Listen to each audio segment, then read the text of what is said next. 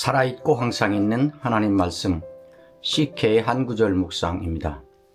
오늘 한 구절은 요한복음 8장 11절에 있는 말씀입니다. 예수께서 이르시되 나도 너를 정죄하지 아니하노니 가서 다시는 죄를 범하지 말라 하시니라. 용서에 대한 세 번째 말씀 묵상입니다. 이 말씀은 용서란 무엇인가? 용서한다는 것은 구체적으로 무엇을 하는 것이고 무엇을 안 하는 것인가를 분명히 말씀합니다. 결론을 먼저 말하면 용서는 죄를 죄가 아닌 것으로 뒤집는 무법이 아니라 죄의 책임을 면제해주는 면책이다. 용서는 무법이 아니라 면책이다. 바리새인과 서기관들이 한 여자를 그 앞에 끌고 와서 예수님과 무리 앞에 세웠습니다. 그리고 예수님께 고발을 하며 묻습니다. 선생이여, 이 여자는 간음하다가 현장에서 붙잡힌 죄인입니다. 모세 율법에는 이런 사람은 돌로 쳐 죽이라고 했습니다. 선생님의 입장은 무엇입니까? 예수님은 먼저 꼬투리를 잡으려고 묻는 그 사람들에게 대답을 합니다. 너희 가운데 죄 없는 사람이 이 여자를 돌로 치라.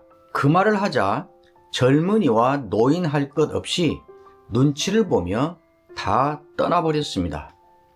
사람 가운데 어떤 식으로든지 죄 없는 사람은 없으니까요.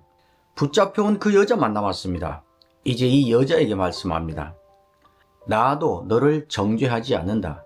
너는 가서 다시는 죄를 범하지 말라. 예수님의 용서 선언입니다. 이것을 풀어서 말하면 이런 말입니다. 그 내용이 세 가지입니다.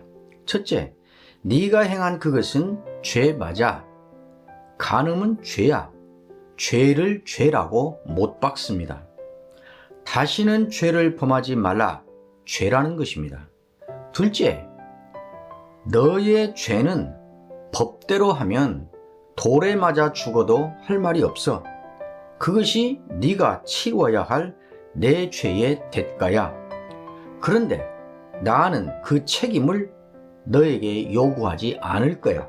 면책을 선언합니다.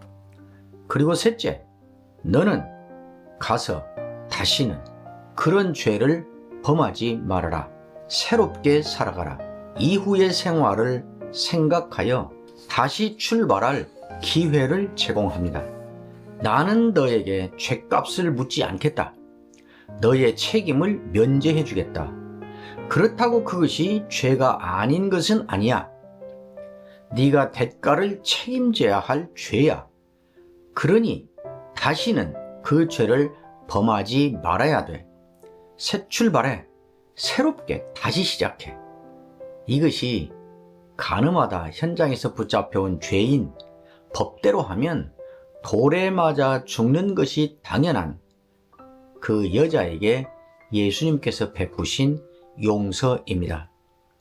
이렇게 해서 예수님은 용서란 무엇인가를 분명히 밝히십니다. 용서한다는 것은 죄를 죄가 아니라고 해주는 것이 아니다. 용서는 무법이 아니다. 용서는 죄의 책임을 면제해주는 면책이다. 그리고 한 걸음 나아가 그 사람이 죄에 얽매이지 않고 새로운 삶을 살도록 기회를 제공하는 것이다. 이것은 단순히 책임을 면제해주는 정도가 아니라 그 사람의 이후의 삶을 배려하는 긍휼의 차원으로 나아가는 것이다. 사실은 지옥에 가야 할 죄인인 우리에게 예수님이 하신 죄 용서가 그런 것이었습니다. 너희가 범한 죄를 죄가 아닌 것으로 해줄게. 그러지 않으셨습니다. 죄의 대가인 죽음을 면제해 주셨습니다. 그리고 그 대가는 예수님이 치르셨습니다. 죄의 대가를 치르심으로 우리가 행한 것이 죄라는 것을 분명히 하신 것이지요. 우리에게는 죄인의 책임을 면제해 주셨습니다. 우리는 죄를 안 지은 사람으로 된 것이 아니라 죄의 책임을 면제받은 사람이 된 것이지요. 그리고는 다시는 죄를 범하지 않으며 새로운 인생을 살아갈 장치를 주님이 만들어 주셨습니다. 그것이 예수님이 우리를 배려하여 베푸신 긍휼이지요. 죄에 대한 책임을 대신 치루어 주시고 그 다음은 어떻게 되든 말든 우리를 방치하지 않으셨습니다. 예수님이 우리에게 행하신 용서는 거기까지 나아가는 것입니다. 어느 분 이야기를 오래전에 들었습니다. 큰 빚을 주었는데 도무지 갚지를 않아서 화가 나서 쫓아갔습니다.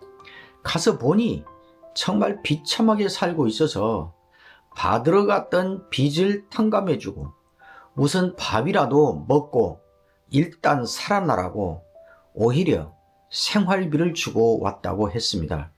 예수 제자들의 용서가 그런 것입니다. 세상은 죄를 죄라고 말하는 것을 매우 싫어합니다. 그래서 죄를 죄가 아닌 것으로 만들고 싶어 합니다. 그래서 스스로를 정당화하고 스스로를 위로하면서 죄책에서 벗어나려고 합니다. 그리하여 실질적으로는 죄를 더 부추기고 조장하게 됩니다. 예를 들어 간음은 오랜 세월 동안 죄였습니다. 성문 법률이 죄라고 명문으로 규정해 놓은 죄였습니다. 그러나 많은 사람들이 아주 오랫동안 간음은 죄가 아닌 것으로 하자는 운동을 펼쳤습니다. 두 사람만의 은밀한 사랑 행위이고 다른 사람을 해치지도 않았는데 그것이 왜 범죄 행위냐? 간음을 죄라고 한 법 규정을 삭제하자고 주장을 했습니다. 그러다가 오래전에 법을 바꾸어 버렸습니다. 우리나라에서도 이제 간음은 죄가 아닙니다. 하나님이 죄라고 말씀하신 것을 아무리 사람들이 명분을 세워 죄가 아닌 것으로 하자고 동맹을 하고 주장을 해도 죄는 죄입니다. 죄를 죄가 아닌 것으로 하면 자유를 누리는 것이 아니라 더 많은 죄를 더 크게 짓게 될 뿐입니다. 용서는 죄를 죄가 아닌 것으로 하는 무법이 아닙니다.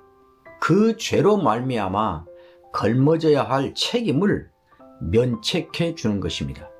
그리고 이제 새로운 인생을 살 또 한 번의 기회를 주고 전환점을 갖도록 격려하고 배려하는 것입니다. 용서는 무법이 아니라 면책입니다. 그리고 한 걸음 나아가서 다시 출발할 기회를 제공하는 배려입니다. 긍휼로 나아가는 것입니다. 그것이 진정한 그리스도의 용서입니다. 예수님이 보여주시고 친히 행하신 용서는 그것이었습니다.